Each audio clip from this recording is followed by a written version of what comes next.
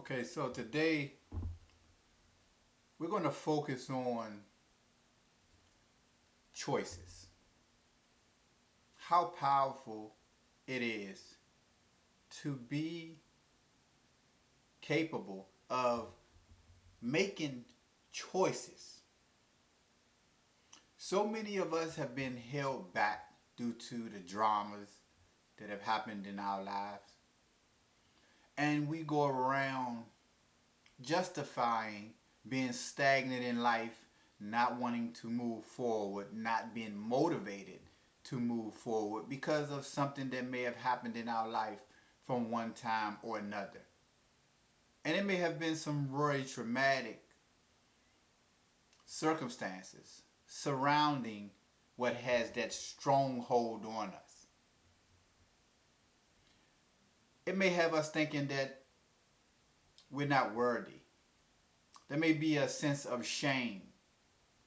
And we continue to make excuses again as to why we're not prospering in life and why we have found ourselves in the same situation over and over again. I know this to be very true. And I believe that if you will think of some of the folks that you don't see for a year, 2 years, 5 years, maybe even 10, and you run back into them and they're in the same place and they're doing the same thing, you know what corner to find them on. And not just in a physical place, but in the same mental state.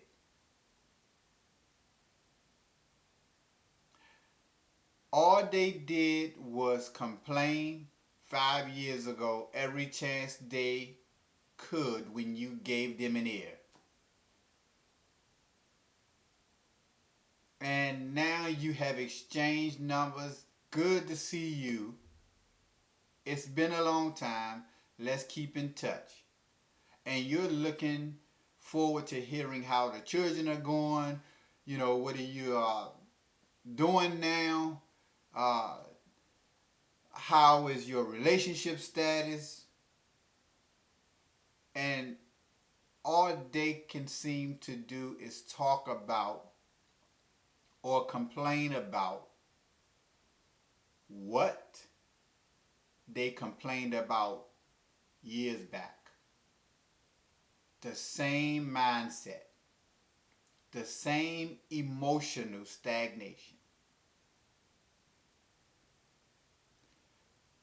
And we put ourselves in these positions when we hold on to our past and the circumstances and the situation that have affected us to the point where we just don't feel like we can move beyond it, and we have even identified ourselves with it. Well, you know, I've been victimized, so now you're a victim. Well, you know, this person broke my heart and I can never ever get into another relationship. I ain't never said I wasn't going to trust nobody no more. So you make it a part of your identity. There are a lot of people who have been hurt before several times in their past, be it relationships, be it the loss of a job that they felt like was unfair to let them go, be it some kind of trauma that may have been in their childhood, and they're living successful lives. They have moved on. They have let that go.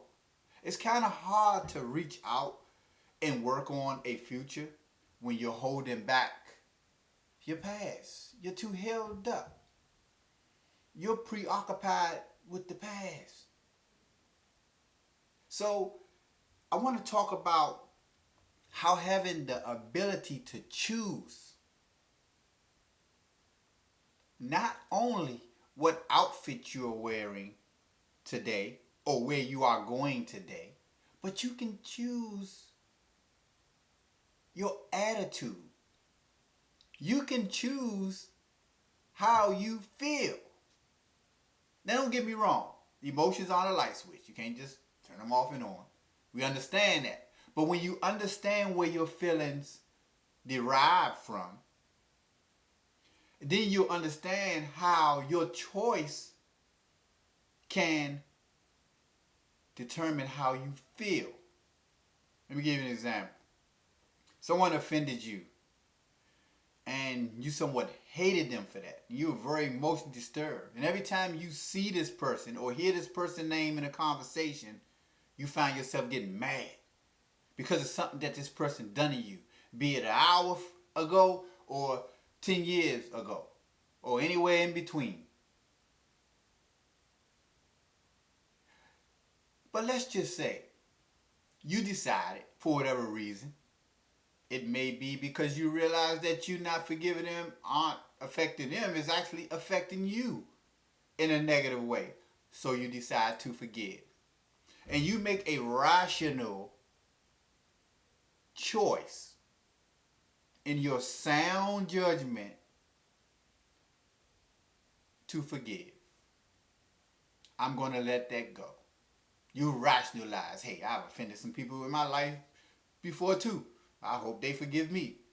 This is only hurting me. It ain't even affecting them. They probably moved on with their life. So you forgive. Now, when you hear that name again, and when you happen to run into them again, and you see them, you may still feel something emotionally. Because you made a sound judgment to forgive.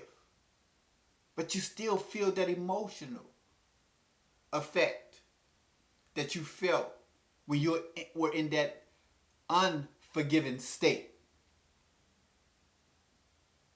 But I'm here to tell you from experience and observation that over time, the feelings seem to catch up with the choice that you made. Some of us may take a week, some of us a lot longer. We're all unique individuals, and every situation is different. But eventually, if you stick to your choice, meaning remind yourself, I did forgive this person, and when I did forgive this person, I was in my right state, like I wasn't so emotionally disturbed. I was using sound judgment. I was weighing it out. Your emotions eventually will catch up. And there'll be a day when you'll hear that name and happen to see that person and you're just going about your daily day. Your daily business. Why? Because your emotions have caught up to your choice. That's the power of choice. And yes, that is how we choose how we feel. That is how we choose our attitude.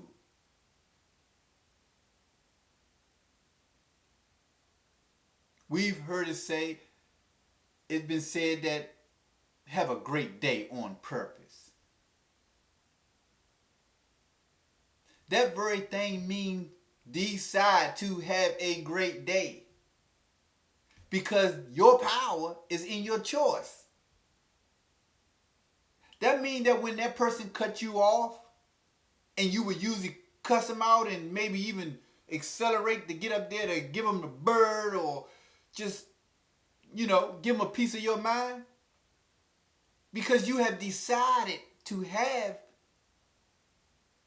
a good or blessed day on purpose. May say some things under your breath. May think some things when they cut you off. But you're not responding as you would had you not decided that you were going to have a great day. On purpose. And so I think it's very important for us to get to a point where we understand that we aren't our emotions and that our emotions should obey us and not the other way around. Because too many times we're unsuccessful in many things, whether it's reaching a goal, walking into a vision, obtaining what we want in the now, and just overall having a healthy state of mind, a healthy emotional state, a healthy overall lifestyle. Because we're ruled by our emotions, whichever way the wind blows. Feel good today, I'm gonna have a good time. Feel bad today, I'm gonna have a bad time. They did this to me, I'm gonna carry this throughout the whole day with my head down, or I'm gonna be angry.